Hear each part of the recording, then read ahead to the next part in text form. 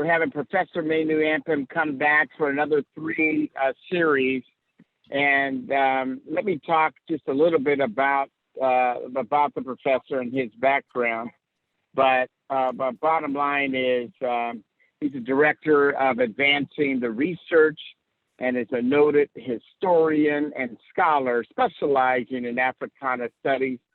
He has conducted primary research in nearly 24 countries over the past 30 years and is the author of numerous scholarly articles and several books, including his latest work, A History of African Civilizations. Talk to us in these next 3 weeks in a row about Kemet and Kush and the theology thereof. So Professor Ampim, it's all yours. Okay, and welcome back. I appreciate it. Thank you for the invite again. Good to see everybody. I've seen most of you.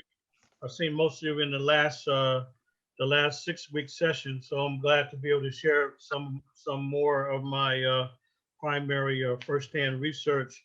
And so this series will be focused on the spiritual tradition of Black people in the biblical land of Kemet, or most people know it as ancient Egypt. And so good to see you all. And there's always a lot to cover when you're dealing with African spiritual tradition and African spiritual culture. This has been something I've been quite interested in a while, because it dominates African culture. Because, for example, you don't go anywhere in traditional Africa and find people that are atheists or agnostics, people that don't know one way or another. You don't find that. It's always a deep-rooted spiritual tradition. So I decided that it made the most sense to look at the earliest African spiritual system, so that I would have a pretty good foundation moving forward. So I will show some slides, as I did in the last series, to give you, some kind of some overview, a foundation, and insight, and then we'll leave it open for dialogue and conversation and any questions you might have. So I'll show slides for maybe 30 minutes, 45 minutes, and then we'll kind of go from there. And so let me share my screen.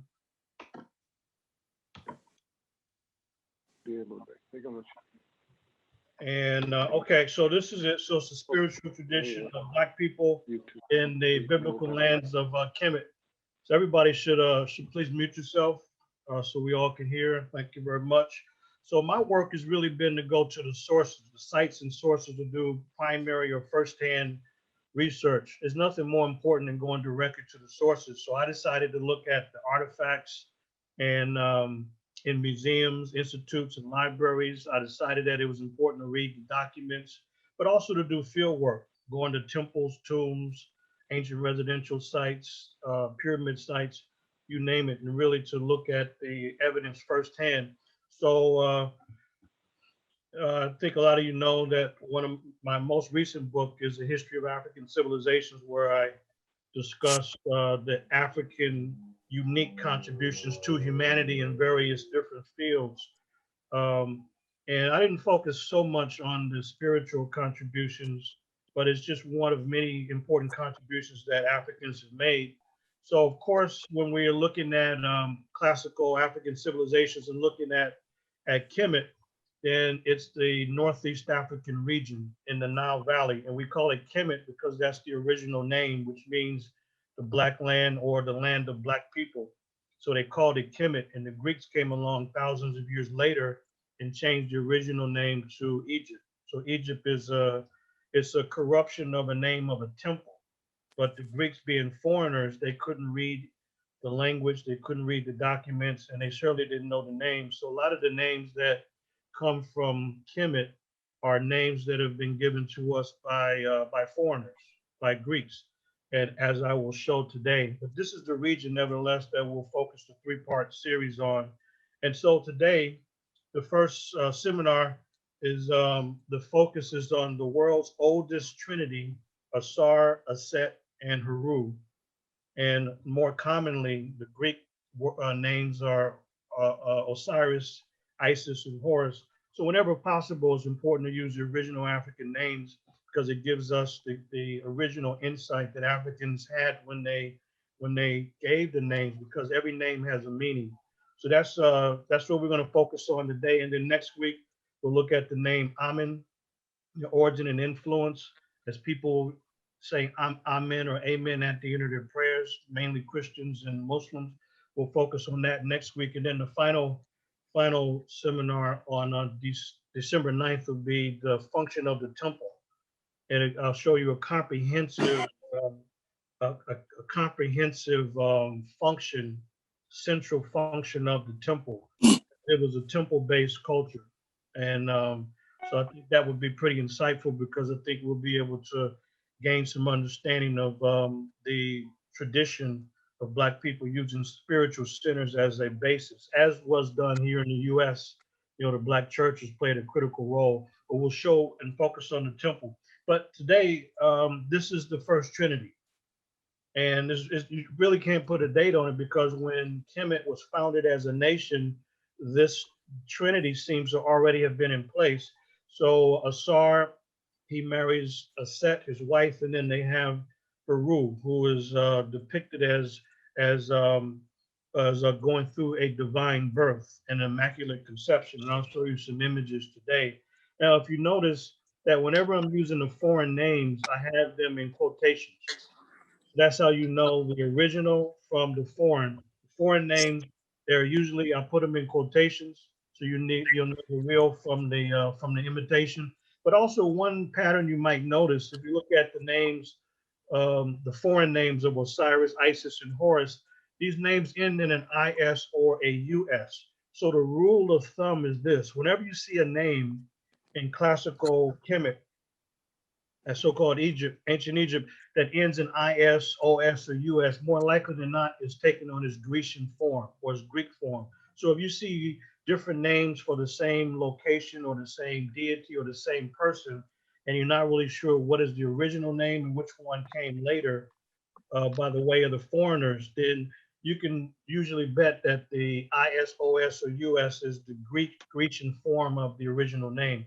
So this is the Holy Trinity, the original Holy Trinity in Kemet, and it's the world's first Trinity. There's different Trinities in different parts of the world, and I learned about this quite a while back. Percy Graves wrote a book in the 1800s called The World's 16 Crucified Saviors. And also John G. Jackson wrote about man, God, and civilization, and wrote about a lot of the different Trinities. But I wanted to look at the original one going back to Kemet. And so the story of Asar, Aset, and then their son Heru is pretty intriguing to look at this original Trinity. So this is what I want to focus on today, and give you some insight about the story of this Trinity and the significance and how it played a key role in classical Kemet. So Asar, he's the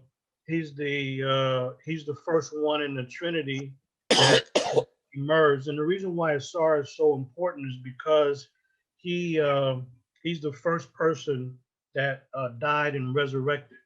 So the resurrection, we see it depicted in the imagery and also told in the story. So you got Asar here, all of these images of Asar, and he has on his, this is you see this is a headdress that has to do with, a ceremony, a ceremony, a ritual. And you see him depicted as Black because, Kim, the name word Kim, it means complete. So they associated Blackness with being complete. So sometimes he's depicted as Black. Other times you might see him green because he also has to do with agriculture and vegetation and growth. So these colors are symbolic of the powers and the personification of Asar. But he's the first person, the mortal person that died and resurrected. And he always has symbols of authority in his hand. You notice here on the right, for example, he has the crook, shepherd's crook, and the flail. And then on the left, same thing. He has these symbols of power. And one way you know that this is a person of high status who is in the spiritual realm or the realm of the gods is you take a look at the beard. The beard is curved. Anytime you see a curved beard, it means the person is in the spirit world. If you see a straight beard, then the person is among the living. And one of the most fundamental symbols of African governance and authority is not just the crown or having something on their head. That's one thing, but the beard is a symbol of high level authority, whether a person is a is a god or a so-called pharaoh. That's the Greek word. The original word is per-ah. Per-ah means great house or chief or king or elder, whatever it is. The beard is a fundamental symbol of high level authority. So you see Asar picked it, and this story of Asar, which I'll share in a minute, it goes back to the foundation of the nation. So they don't always explain all of the details of the story of how Asar becomes the first king and then eventually resurrects. He's part of the resurrection and then the judgment. So you really have to piece the story together. And you take a look at the one on the bottom, this looks very realistic. And so this is clearly a brother. I think we can all agree to that. So we're on brother to brother tonight. So we can put Asar in that category too. He's definitely a brother, as we can see. But he's he's the original one, the male, the father in this Trinity. And if you take a look here, you see another image of Asar, and this is a clean image. And this symbol here behind him, this is the symbol representing eternity. That's what it is. It represents eternity. This is his name. His name is Asar. You see Asar, and this is the throne here because he is the first ruler. So these are some of the most significant aspects of the first male in the Trinity. He's the first ruler of humanity, or the first king. When we look at the story, he's the one we're told who governs humanity, and he's the first ruler, according to the Africans in Kemet. And not only is he the first ruler, he taught the people the ways of civilization. And then he eventually leaves and spreads civilization to other places as well. He also is the one that introduced agriculture, which is absolutely crucial to establishing a nation, because you can't establish a nation if you're just a hunter and gatherer, because the most that you'll be is either nomadic or semi-nomadic. So the only way to be a settled group of people is that there must be the domestication of plants or the introduction of agriculture. So that's something that Asar introduced into Kemet. And he's given different titles like Kenti Amintiyu. And this title that he's given, and you see this title sometimes associated with Asar, and it means foremost of the West, the one who's in front of the West. In other words, the sun sets in the West. And for them, sun setting in the West, then the sun reemerges in the morning in the East. So these cycles of the sun, they associated it with Asar and the resurrection. So this title, Kenti Amintiyu, it had to do with him being the one who governs the Western area. The tomb area. He's the one who's in charge of that entire realm, because he's the first one to die and be resurrected according to the images and also the text. By the way, you might be wondering, what does he have on here? This white that you see here, this is his mummiformed figure. In other words, when he passes on, then he's mummified with linen. So it's the linen that he's wrapped in, and that linen becomes a part of becomes a part of his outfit as he resurrects. And this is the image, and he's green because, as I said, it's about growth and rejuvenation,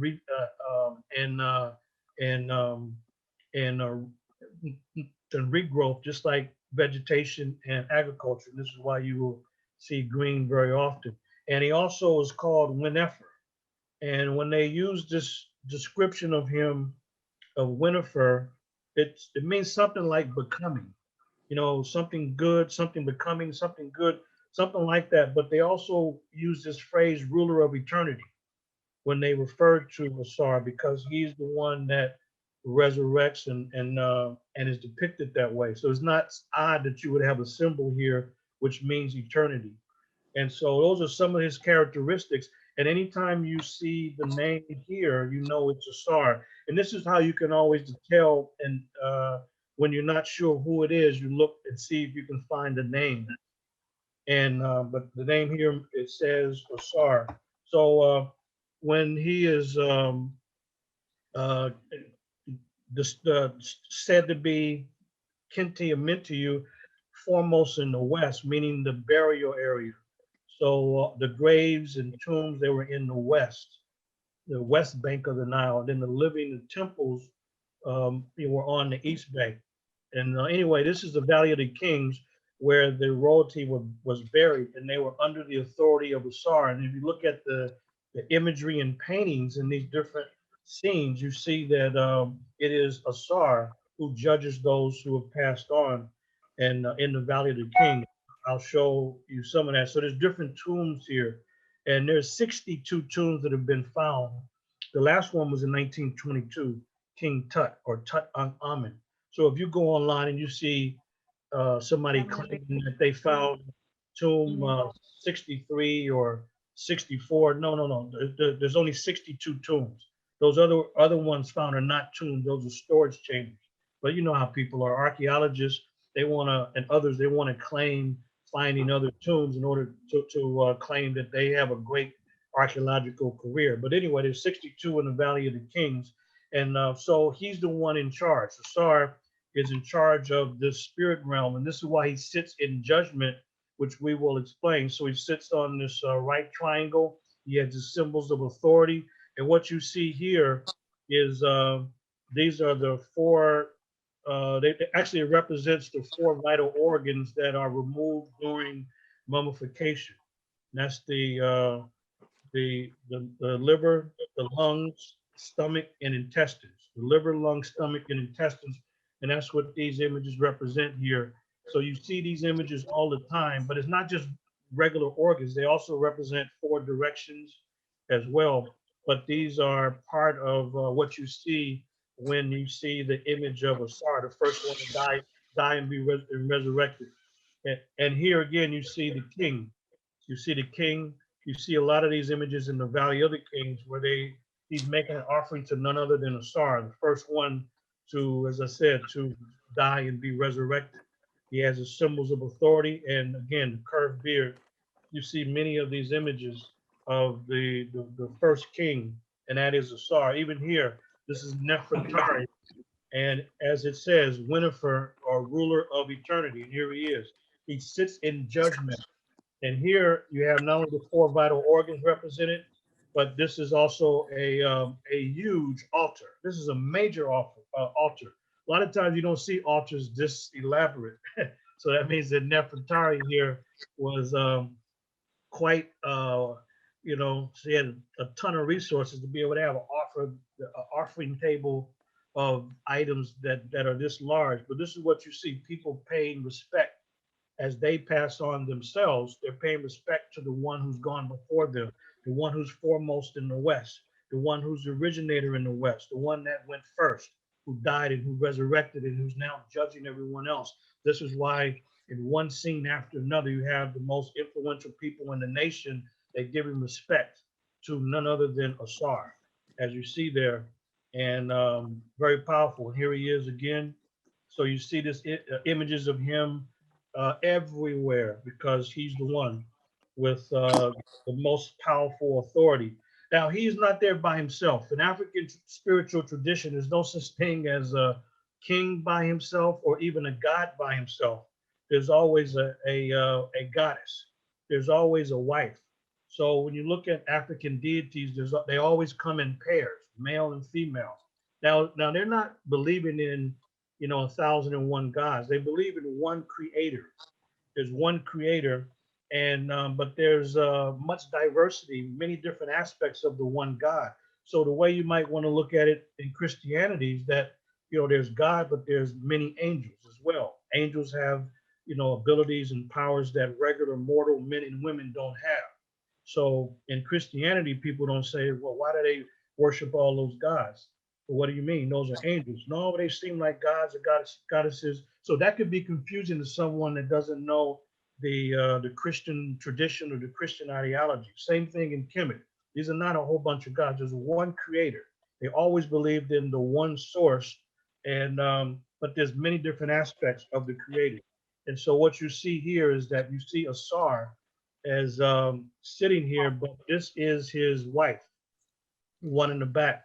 This is his wife Aset and his sister Nebuchadnezzar.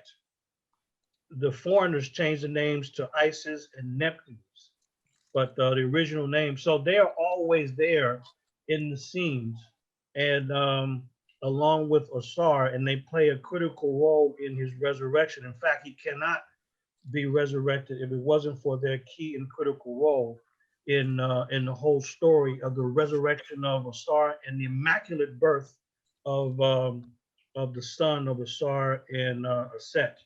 And so this is the story. So Asar, he has a brother Seth, and here's how the whole story goes. So Seth is here on the right, on the left. He's kind of like a composite animal here. You know, it's not really any animal per se that we could know of. It's like a composite animal, but a human body. So the story goes as such. Since Asar was the first one to become the king or the ruler, he's the first one to introduce agriculture. He's the one who introduced the arts. And when Asar he leaves and he goes and teaches those ways to other nations. So according to the story, Seth was jealous. So when Asar returns, there was a banquet, and at the banquet, Seth he conspired with 72 people to have this beautiful chest made. And with the beautiful chest, what Seth said that anybody can have this chest if you can fit in it. Whoever fits in this chest, the best, whoever has the best fit in this chest, then will give you this beautiful item. So when it was time for Asar to lay down in this chest, was like a coffin almost, a chest. The Seth and the 72 conspirators, they then jumped on this chest. They nailed it shut, and he then ships Asar's body away, so Seth can then rule the nation. But Nebuchadnezzar, the sister of Asar, and his wife Aset, they then find this chest. They find Asar, and when Seth finds out that they found this chest, then what Seth does is he then takes the body of Asar and cuts him into 14 different pieces. And according to the legend in the story, is that Asar's body was cut up into 14 pieces and scattered throughout Kemet. So what his wife Aset and sister Nebuchadnezzar did is they went throughout Kemet finding the different parts of Asar, and whatever they found a part, they created a shrine or a holy place. And so that's what they did. A shrine or a holy place. And then when they find the head of Asar, they find the head, and then they make the spot where that head was supposedly found is the holy of the most holy places. So everybody in Kemet had to go to a place called Abidu or Abydos, because that's where the head of Osiris was found. And so Seth becomes a rival as he kills Asar and cuts up his body. So this then starts the legend of Asar. So then you have Aset on the right and Nebuchadnezzar, the two women, and here they are again. You see them depicted again here. Is that how do we know who these? So who these are? You have to look at the headdress. This is Asar's wife Aset. That her name literally means throne or to rule. That's what her name means. It means to rule or throne. This is actually a throne here. Asar ruled, and one of the things I didn't mention, when Asar was gone, so this is a key part of this, when he was gone, spreading civilization and agriculture, his wife Aset was the one who was ruling Kemet, not Seth. No, it wasn't him, it was his wife. So Aset was the ruler when Asar was out spreading the ways of civilization and so forth. So his wife was in charge. And so her name literally means throne or to rule. And then this is the sister. And they're depicted as a falcon, because the falcon is always depicted as being of the highest stature. All the kings were associated with the falcon, and so these are the wife and the sister. And this is Asar. He's on his funeral bed here. He's on his funeral bed. We know he's passed on because he's mummified, but he also has a curved beard. So the women, then so Asar does not have any children at the time. So he can't be barren. He has to be able to produce to move the to continue his seed. But he and his wife had not had any children before he was actually killed. So as we look at this legend, we go to places like the Temple of Seti the First at Abiju. This is the holy place, and the Greeks. So you can see the Greek name Abydos, but the name is Abiju. It's a sacred place. And this is a temple. So in this temple, we see the story of Asar and the resurrection. So if we go inside, actually, a part of the scenes you see a jet column being resurrected, actually being stood up. That has to do with this is a imagery representing the resurrection. When you see a jet column, it represents the backbone. Represents the backbone, and this is being stood up. But there's a lot of interesting scenes in this temple, all having to do with resurrection. Not all, but most of it. Many of it has to do with resurrection, rituals, ceremonies, and in the temple. And you see that the king is with Aset as they symbolically are resurrected star. But if you look at this here, beneath the ground, beneath that temple, you actually, if you go down a number of meters, this is a special, they call it the tomb of Asar. This is very special because beneath this building here, if you go down, there's actually stairs here. You have a structure underneath this structure. This is said to be the tomb of Asar, where the head was buried, and this is why this is a sacred place. Everybody in Kemet, they were obligated to go to Abiju to make the sacred pilgrimage. So, like Christians may go to Jerusalem, Muslims may go to Mecca, but in classical Kemet, everyone had to go to Abiju. You have 100-ton blocks of stone. This is totally unique, totally different, but this is the ground level. If you were walking around, this is the ground, this is beneath that. So this is from a much, much earlier time where you have these huge blocks of stone without any writing on them, totally different than what was built later. But what's interesting is it's the Osirian, as it's called today, because it's such a special place where Asar, at least the head in the legend, was said to be buried. And if you go down those stairs, then you will see this unusual, very unusual structure that is called the Assyrian. It is called the temple or the tomb of Asar, but it is not really been thoroughly excavated because, as you can see, there's some groundwater from the nearby village. So there's a lot of work that would have to be done to really thoroughly investigate this entire area. But we know it is beneath the ground. You can see it. You can see it. You have to go down a number of meters. So this is interesting that they chose this area to be the holy place where the head of Asar was said to be found. And you take a look, you go down the stairs there in that murky water, and the water, they can't really pump it out. It's very difficult to try to pump the water out. So that's how it looks today. And so there's still investigation, I think, to be made to really understand this entire area, but it is very different, very unusual. And but the key to Asar is the fact that he is the first one to die and be resurrected, but it doesn't happen without his wife, Aset, the first female ruler. So you know what? As above, so below. You have female rulers like Hatshepsut and many others, and four other ones. But before they ruled, it was Aset, the goddess, who ruled when her husband was spreading the ways of civilized life and high level society. And here she is. This is the bottom of a coffin. You see Aset, she's kneeling. You see a knee here, you see a knee here. Her arms are outstretched, and we know it's her because this is her symbol, a throne. It's literally a throne, as she is the ruler who's in charge when her husband goes off with, in other places. So this is why when you see Asar depicted, you see a set. They're always there together. There's not one without the other. So it's always the African twinness, the African duality. There's no such thing as a male god by himself. You never find that.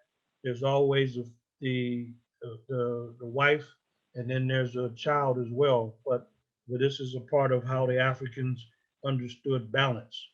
You can only produce life with male and female energy, and this is what they produce and show on a regular and consistent basis. And you notice that now he's blue, representing the sky and so forth. But you find blue, you find green, and you find black with Asar. And here it is. You see, you want to know who it is? This is her name, Aset. That's her. There's no question.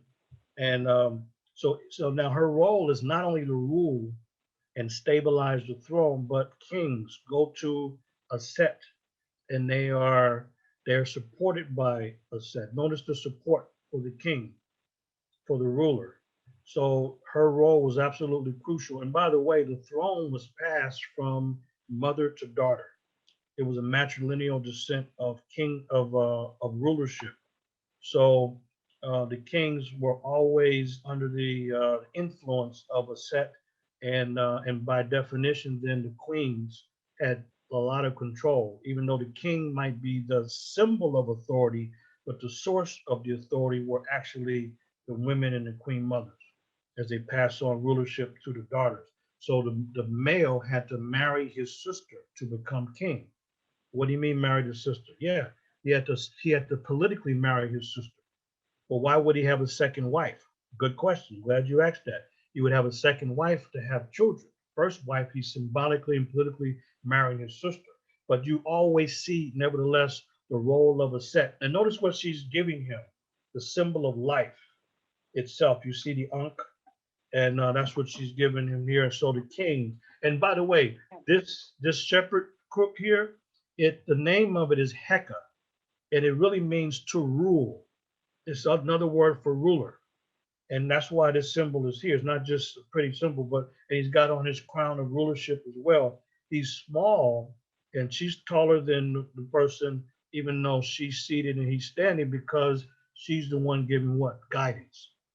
And that's what her role is absolutely essential. So because of that, this is why you have the judgment scene, and you have none of the, if you look to the right, you have Asar.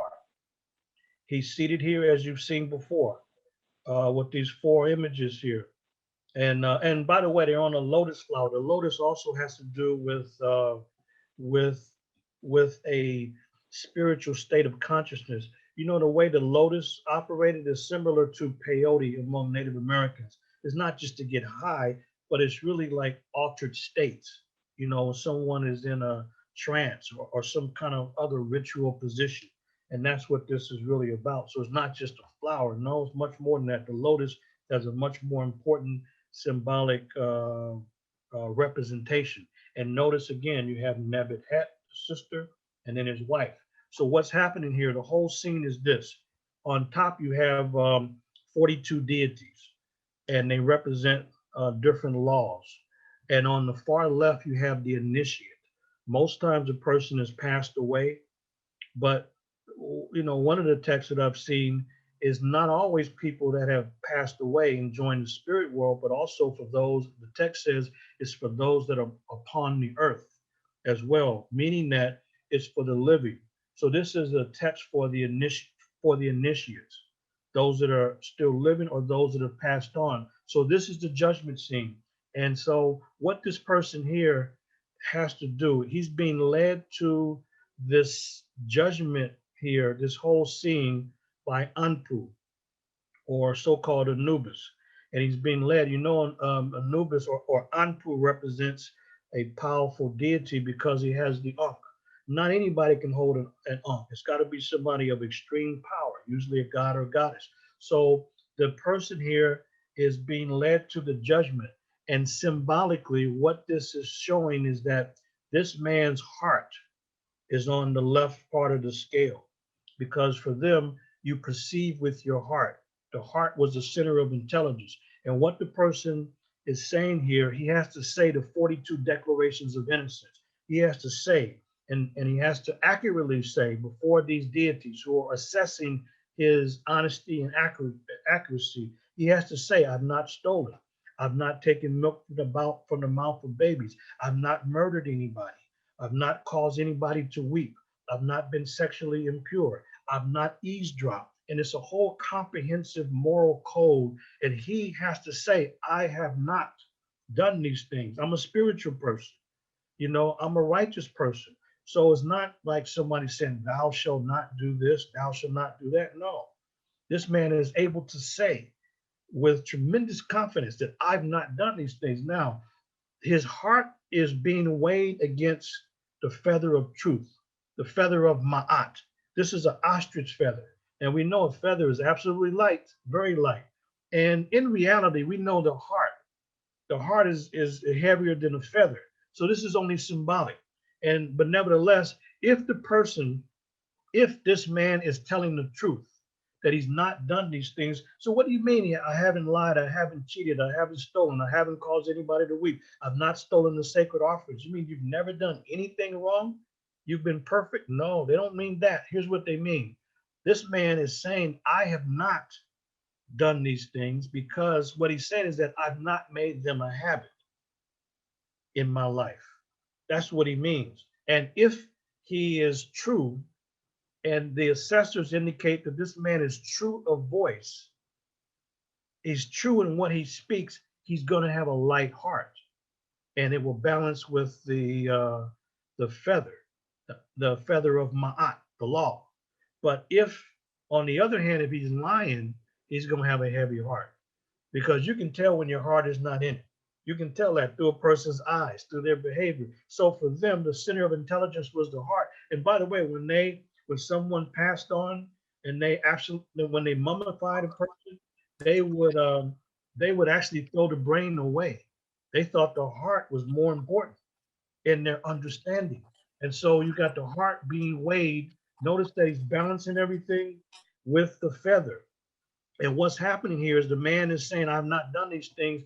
Here you have the deity of wisdom, Jehuti. What is he doing? He's writing in his book exactly what this man is saying. And so Jehuti is recording everything. And if he is true of voice, then and only then will he pass the test and then be passed on to Asar. Notice that he's being passed on to Asar, the one who is the first one to die and then resurrect. Now, and they always show, they're very positive, folks. They always show the person being successful in this kind of scene. But there's people who, if they don't follow the law, they don't follow Ma'at, there's a price to pay. And by the way, those that don't follow Ma'at, they're lying, they have a bad behavior. They're lying when they say they haven't stolen, they haven't murdered, they haven't done these things. And guess what? If the heart is heavy, guess who's there to make sure that there's an ending of that person? This is Amet. Amet is a composite beast, kind of like a got a hippo's hind parts, lion kind of upper body, and then a head of a kind of a crocodile. So it's a composite beast, Amet. His name is Amet, and Amet is making sure what Jehuti is writing. And if Jehuti is recording that this man is lying, because the assessors are taking note of everything here, then guess what? Amet, if this man is lying, will eat his heart and end his existence. So this is why the text says, "Oh, my heart, my mother, my heart, my mother," because this is what keeps the man alive, when his heart is safe from being eaten. Because if his heart is eaten, guess what happens? His name is forgotten. And if your name's forgotten, that's the end of you. But this is the judgment scene. All of this is taking place in this rich scene as a man's heart is being judged according to the feather of Ma'at, the 42 principles of innocence. and Jehudi records it, and guess who's in charge of all of it? Asar, because he's gone through it already. And then you'll see a person going through the 12 hours of the night in order to resurrect. It's all about resurrection. Just like the sun, it disappears at night and it's in those 12 hours of the night. And it is Asar who've gone through those treacherous 12 hours, 12 hours, 12 gates, where there's 12 torturous beasts that can take someone out. So you got to know the words of power. And but to even get to that, you got to pass the judgment here first before you go into those 12 hours of they call it the Duat. That's the place of spiritual transformation. It is heavy and it is high level, but it's the African understanding of spirituality and spiritual practice and spiritual tradition. And this is not just symbolic, where someone can try to trick the gods and trick Amit. No. This is about practice. So Ma'at was a social practice. It's not just something that someone has to try to memorize when they get to the judgment. No, it doesn't work that way. It's not, so that's why Ma'at was required in everyday life. This is why they taught morals, they taught ethics, and taught values at all aspects of society. Not like America. You start talking about God in the classroom, they'll write you up.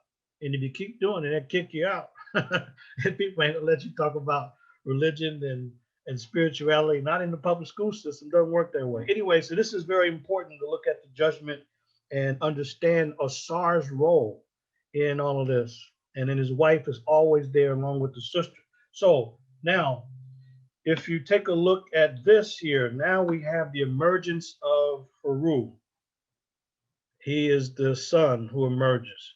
He takes control after his father is killed and cut up into those 14 pieces that I mentioned. So it's Heru. It is the falcon that is now reigning. Notice he is carrying that symbol of high level authority. And so you see Heru now. But what is the story of Heru? So here's the story of this Trinity. We've talked about Asar. We talked about his wife's role, Aset. So Asar then, he's the first one to die and be resurrected. So here now, if you take a look at this scene, you have Aset on the left. You see her symbol. She's here. And then they're showing something here. They actually are showing an image of Heru, which is very interesting. But nevertheless, take a look at Asar.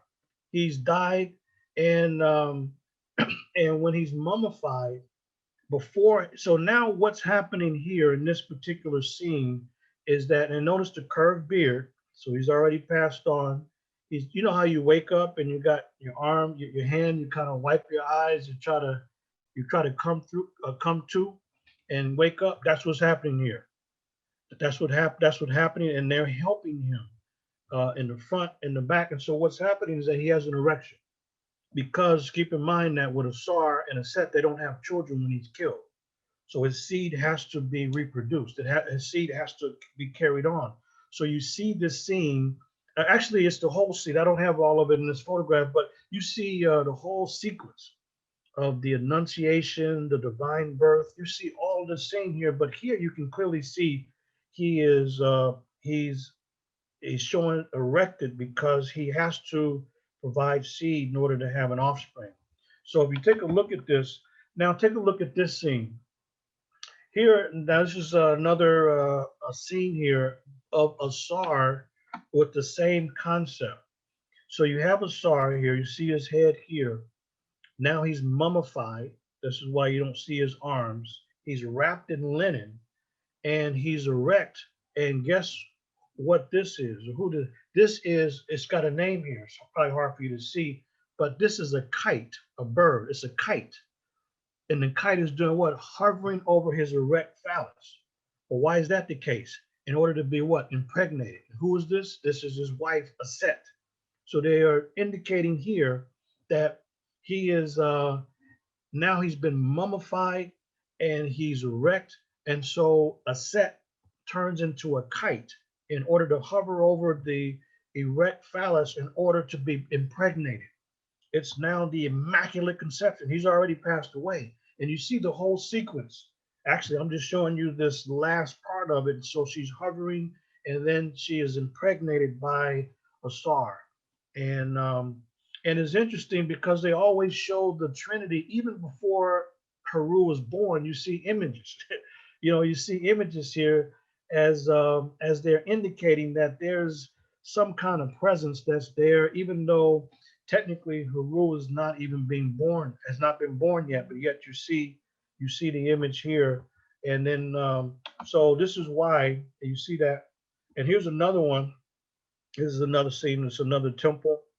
You see SARS and a mummy, and here is Aset hovering over the erect phallus. This is a part of the Immaculate Conception here.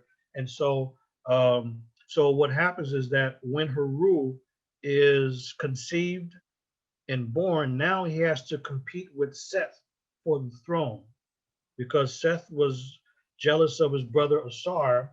He kills Asar, and Asar then, with the Immaculate Conception of his wife, he impregnates her, and then Heru has to now rise up and battle Seth for the throne, because that's what the battle was. And this long battle that goes back and forth, Heru emerges triumphant.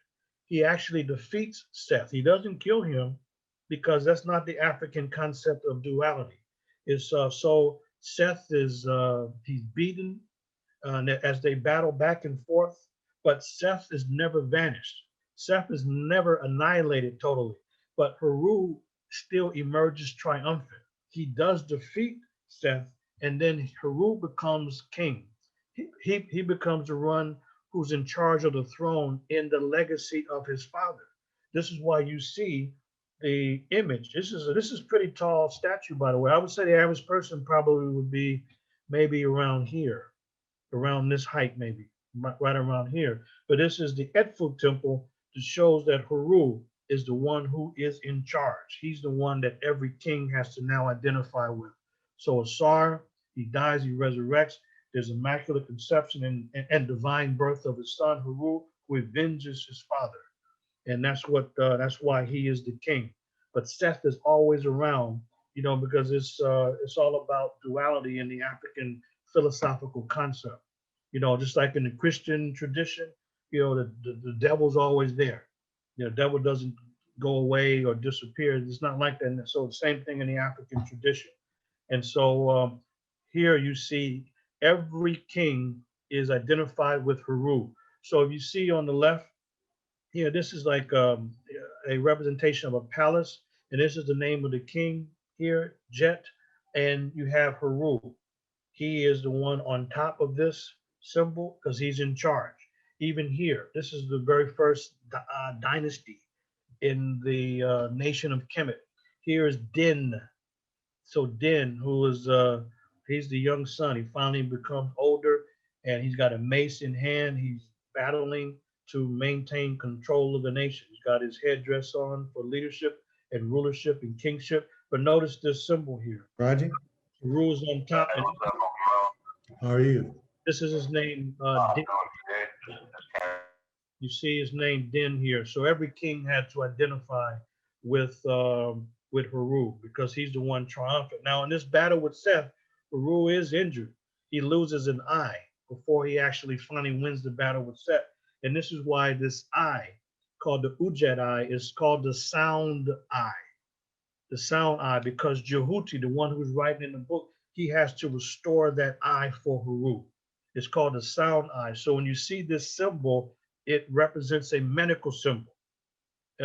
It's a medical, sometimes a mathematical symbol. It's a medical symbol because Heru loses the eye. We think that this is the origin of the RX symbol in pharmacy and medicine, but clearly this Udjat Eye, or the sound eye, clearly has to do with, it's associated with Heru and the sound eye and medicine. This is actually jewelry here.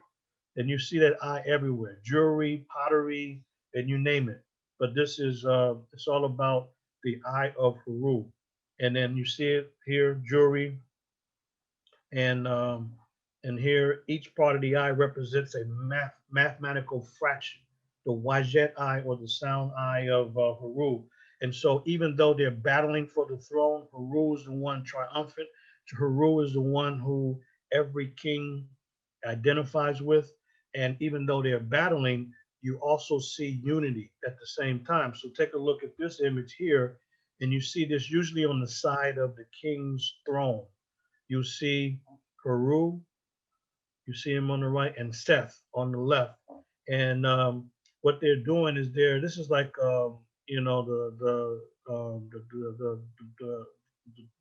the trachea, the windpipe and lungs. And notice that they have ropes. So they're tying together both upper and lower Kemet.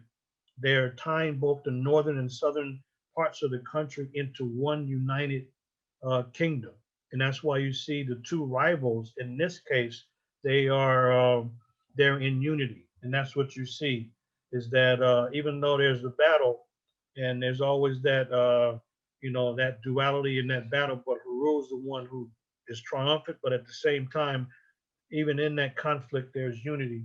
And that's what they're doing here, tying together each the north and south part of the country. And so that's the Trinity. It's Asar, Aset, and Heru. It's a tremendous story. And, you know, some of you might know that there's other trinities as well. And in Kemet, this is the main Trinity. This is the national Trinity. This is the national story that is from the beginning of the nation. And, but depends on where a person was in Kemet, they would call the god by the name of that area. So in certain areas, like in the place called Aswan, where the Nubian brothers and sisters are in the south, the Trinity would be Kunum, Satet, and Anuket. In other words, that it just depends on where a person lived. They would call the God or the Trinity by different names. And so there are local trinities. But here I showed you the national Trinity that set the foundation of the nation. And then you have other trinities like Amen, Mut, and Kansu. This is a trinity in near the Valley of the Kings area. So it really depends. So wherever the kings came from, if their family came from the south or the middle part of the country, then that would be the name that they would call God in that era. But there's only one God. They just called God by different names. Depends on where they lived, in what district, what area of the country, and then who became rulers. But the Trinity is the concept. And notice one thing: there's always a father, a mother, and a child. It's not like Christianity. You know, you got God the Father and the Holy Spirit. That's two males, God and you know, you got God, and then you know the Son. Yes, God the Son and the Holy Spirit. That's males. Here you don't find that. You got male, female, and then you got the Son. And then take a look. So this is it. Here is this is it. Asar, Aset, and Heru. So the two parents are the ones that produce a son. So it's a different concept when you look at Kemet, when you have this kind of representation of both genders and then the offspring. So that's the nutshell of the Asar, Aset, and Heru story, the first one to be resurrected in the first Trinity. You see it right there. So I would say you all are all experts now in the Asar, Aset, and Heru story. So thank you very much.